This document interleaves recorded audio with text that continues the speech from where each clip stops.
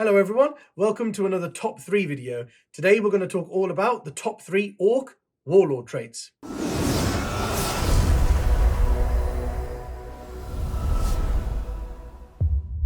If you haven't already, hit that subscribe button and the notifications bell in the corner just there so you know each time we release one of these videos. Right, let's get straight into it. Top 3 Orc Warlord traits.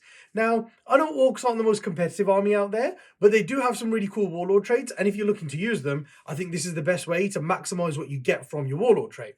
Number 3 is Follow Me, lads. Now, Follow Me, lads means that your Warlord gains the War and Breaking Heads abilities, which is basically the 2 abilities that a War Boss has. And also, you receive 1 additional command point if your army is Battleforged.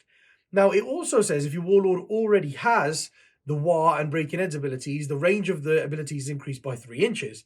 So it means that the War Boss would be able to restore order within 6 inches of himself, and also friendly units within 9 benefit from his War ability, which is the Advance and Still Charge, which is one of the most powerful abilities in the game right now, especially with the smaller boards.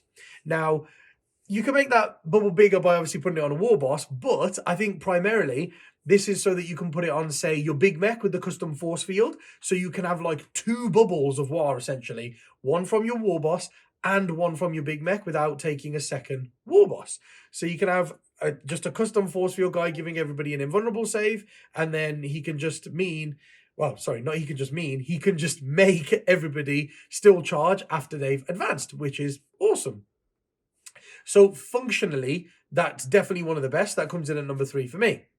In at number 2, I've got the Evil Sun specific one, Speed Freak. Now, in my opinion, this is the best Warlord trait, because what it allows you to do is your Warlord and friendly Evil Sun's units within 6 inches of them can charge even if they fell back earlier in the turn.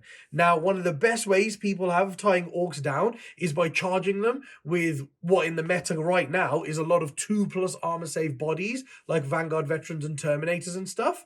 And your answer to that is that you can fall back and charge something else.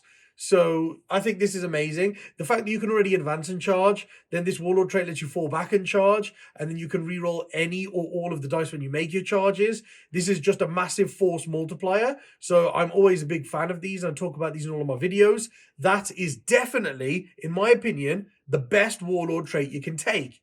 The only reason it comes in at number 2 for me is, of course, it's not universal. It is Evil Sun's specific. So you will narrow off other options from yourself if you want to have the best Warlord trait, basically. You will have to be locked into Evil Suns, meaning you can't shoot your cool units twice. You can't have reroll ones to hit with shooting. You can't have 6 of invulnerables and a reroll to hit wound and damage rolls. So you've got to pick.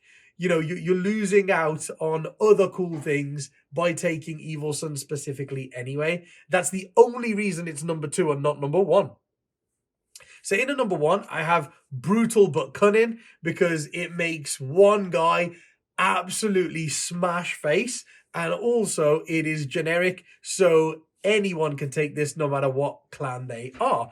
And basically, Brutal but Cunning lets you re-roll all hit rolls in the fight phase for attacks made by your Warlord, and also in addition, if they've charged or performed a heroic intervention, you add 1 to the damage characteristic of any weapon they have.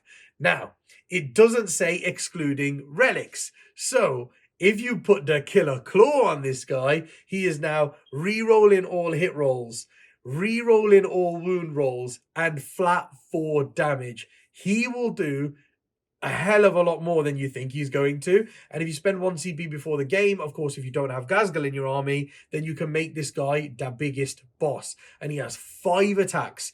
Hitting on 2s, because the Killer Claw doesn't have any penalties. Hitting on 2s with rerolls. Wounding on 2s or 3s with rerolls most of the time. -3 and flat 4 damage. This guy will absolutely beat the hell out of stuff. And he's only 80 points. That's the reason it's coming in at number 1, guys, is he's only 80 points. He will pretty much always, in every single game, trade up. Sometimes double or triple his points. So those are my top 3 Orc Warlord traits. If you have any that have been serving you especially well, please leave them in the comments below for everybody to share. And until the next video, see you later, guys.